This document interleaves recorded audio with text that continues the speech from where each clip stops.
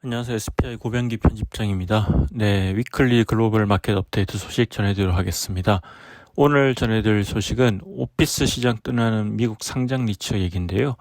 WP 케어리라는 이제 넷리스 리츠가 있습니다. 넷리스 리츠가 있는데 최근에 이 넷리스 리츠 WP 케어리가 이제 오피스에서 엑시트하겠다, 오피스 자산을 완전히 정리하겠다 이렇게 발표를 했는데요.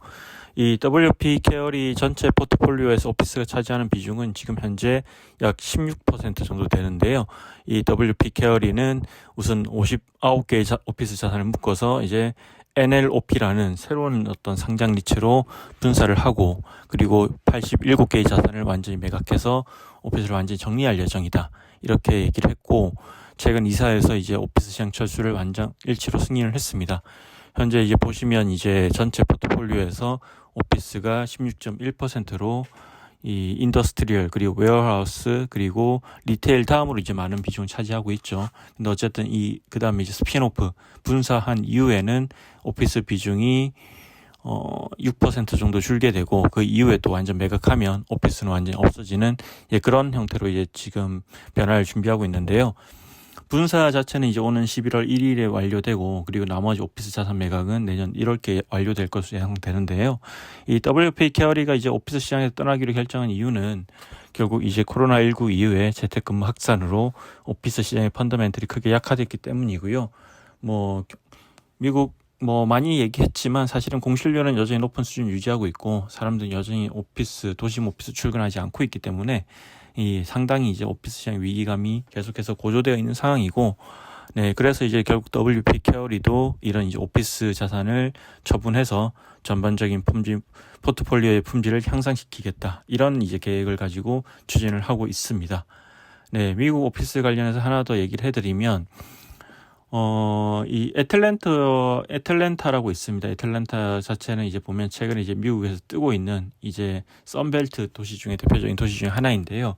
근데 이제 지금 대다수의 이제 미국 대도시와 마찬가지로 애틀랜타 오피스 시장도 상당히 안 좋은데, 근데 좀 이렇게 좀 애틀랜타 오피스 시장이 안 좋은 거에 대해서 최근에 이제 월스트리트 저널에서 특별히 좀 조명을 했습니다. 했던 이유는 뭐냐면, 이 애틀랜타는 어쨌든 이제 썬벨트 지역 도시 중에 하나로 어떤 이제 인구 증가와 고용이 계속해서 좋은 어떤 그런 상황인데, 그럼에도 불구하고 이제 오피스 시장의 펀더멘털이 개선이 쉽지 않은 상황이다, 이런 얘기가 나오고 있고요.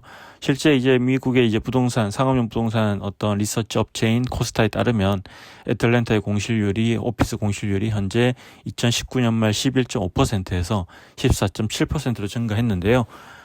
미국에서 가장 큰 어려움을 겪고 있는 도시 중에 하나인 샌프란시스코보다는 이 상황이 좀 나은 상황이지만, 어쨌든 이런 이제 애틀랜타 오피스 시장 공실률도 계속해서 기업들이 공간을 축소하고 있기 때문에 2008년이랑 2009년 그 사이 글로벌 금융위기 당시 16% 수준을 넘어설 것으로 예상하고 있고요. 또한 이제 시장에 또 많은 임대 공간이 나와 있기도 하고, 네. 근데 이게 참 주목을 받는 거는 이제 서두에도 말씀드렸다시피 애틀랜타가 상당히 경제적으로는, 그리고 인구 증가 측면에서 보면 상당히 성공 스토리를 많이 써내려가고 있는데, 그런 상황과 극명한 대조를 이룬 그런 모습이 이제 많이 이제 조명을 받고 있고요. 사실 이제 오피스 시장 같은 경우에 펀더멘털은 인구 증가와 고용과 상관관계 상당히 높게 나타나는 특징이 있는데, 이런 이제 애틀랜타의 사례를 보면 결국 이 오피스 시장의 펀더멘털이 그런 인구 증가, 고용 증가와 또 이렇게 코릴레이션이 이제 좀 많이 떨어지고 있다, 이런 걸 좀 보여주는 거고요. 네, 그러면서 사실은 이제 좀 더 이런 오피스 시장에 대한 그 우려가 더 커지는 이제 그런 모양새고요. 그리고 이제 이런 오피스 시장의 위기가 단지 이제 오피스 섹터에만 영향을 미치는 건 아니고, 다른 상업용 부동산 섹터에도 부정적인 영향을 미치고 있는데요. 샌프란시스코에서 저희도 이미 봤듯이 이 오피스 시장이 무너지니까 결국 호텔 그리고 리테일도 연쇄적으로 무너지면서 도시 전체가 좀 뭔가 어려움을 겪고 있는 그런 현상이 나타나고 있는데, 애틀랜타에서도 지금 이제 호텔 같은 경우에 직접적인 타격을 입고 있다, 이런 얘기가 많이 나오고 있고요.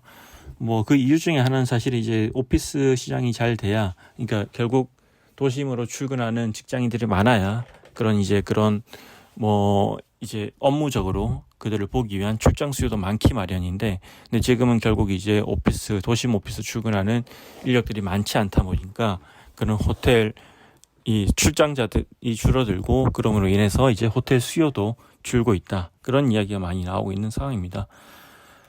네, 그리고 뭐 사실 이제 이 유튜브에서 한 번도 이제 중국 오피스 시장 얘기는 한 번도 안 해드린 것 같은데요. 이 중국도 뭐 사실 이제 최근에 이제 많은 어려움을 겪고 있습니다. 이제 한국과 마찬가지로 이 아시아권 국가들은 이제 미국이나 유럽과 달리 이런 재택근무 트렌드가 그렇게 빠르게 확산되고 있지는 않지만 어쨌든 중국도 지금 보면 경기가 좋지 않은 상황이고 그런 가운데 공급 과잉과 IT 기업 수요 감소로 인해서 상당히 이렇게 이제 오피스 수요 감소로 인해서 어려움을 겪고 있고요.